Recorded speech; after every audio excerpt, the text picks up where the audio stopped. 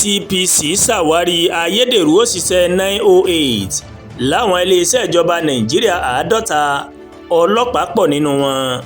Kò mà dín ní 6,700 ayédèrú òṣìṣẹ́ tí àjọ ICPC tó ń rí sí ìwà àjẹbánu àtàwọn ìwà tó farapẹ́ ti kéde báyìí wípé wọ́n ń gbowó lọ́wọ́ ìjọba láì ṣiṣẹ́ láwọn ẹ̀ka ìjọba lórílẹ̀‐èdè Nàìjíríà. Nínú àwọn ẹ̀ka náà ní ICPC ìmọ̀ ló mà ti dárúkọ iléeṣẹ́ ọlọ́pàá Nàìjíríà. Alága ICPC Musa Adamu Aliyu San òun ló fìdí èyí múlẹ̀ fáwọn akọ̀ròyìn. Ayédèrú òṣìṣẹ́ ń làwọn tí orúkọ wọn wà lórí ìwé ìgbowó oṣù tí wọ́n ń gba owó àmọ́ tí wọn kò sí lẹ́nu iṣẹ́ ọba tí wọn kò sì kì í ṣe òṣìṣẹ́ kankan. Gẹ́gẹ́ bí alága ICPC ṣe ṣàlàyé, ó ní àṣírí náà mà tú lásìkò táwọn ń ṣe àyẹ̀wò àwọn orúkọ tó wà lórí ìwé ìgbowó àwọn ẹ̀ka iléeṣẹ́ ìjọba náà nínú ètò kan lọ́dún 2024. Aliyu sọ wípé àwọn bẹ̀rẹ̀ ìwádìí lẹ́yìn táwọn rí wípé màgòmágó mà wà nínú owó ìfẹ̀yìntì táwọn kan ń gbà.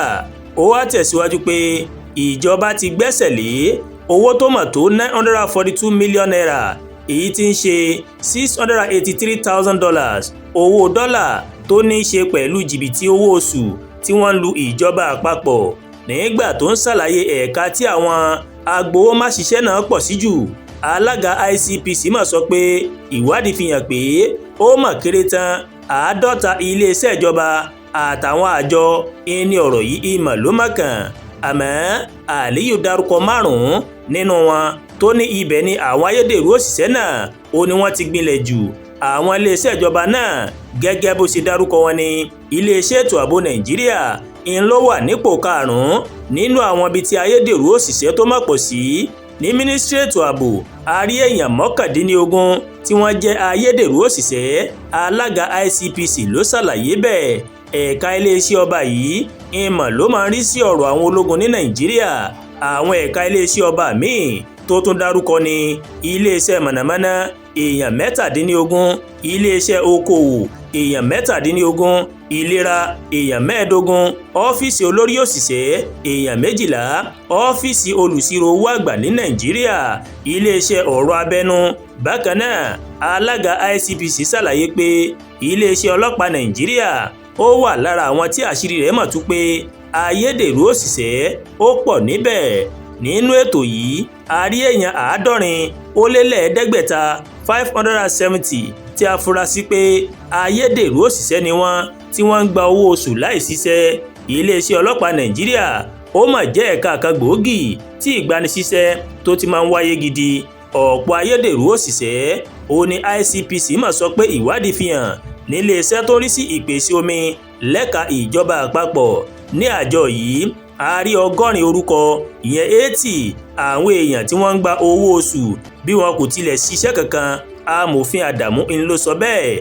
Iléeṣẹ́ tó ń rí sí iṣẹ́ òde lẹ́ka ìjọba àpapọ̀ tí a mọ̀ sí Federal Ministry of Works ó wà lára àwọn àjọ tí ICPC tó ti ṣàwárí ayédèrú òṣìṣẹ́. A rí ayédèrú òṣìṣẹ́ 66 56. Bẹ́ẹ̀ ni alága ICPC wí iléeṣẹ́ yìí ìmọ̀ ló máa ń rí sí ètò àti bí wọ́n ṣe ń ṣe àwọn ọ̀nà márosẹ̀ káàkiri Nàìjíríà. Iléeṣẹ́ yìí òun ló wà ní ipò 4 nínú àwọn ẹ̀ka ìjọba tí ayédèrú òṣìṣẹ́ mọ̀ pọ̀ sí jùlọ gẹ́gẹ́ bí ICPC bó ṣe fìdí rẹ̀ múlẹ̀. Alága ICPC sọ nípa iléeṣẹ́ yìí pé ní iléeṣẹ́ yìí a rí èèyàn 24 ìyẹn 24 tí wọ́n jẹ́ ayédèrú òṣìṣẹ́.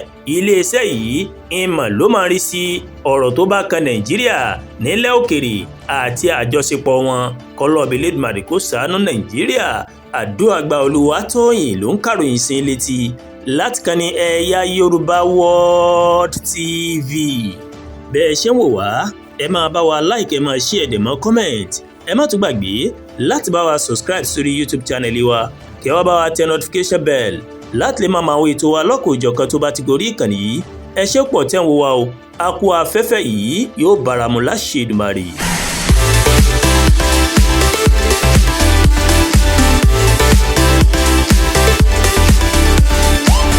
Ẹ̀yà Yorùbá World TV ìkànnì tó sojú ọmọ kóòtù òjìrè.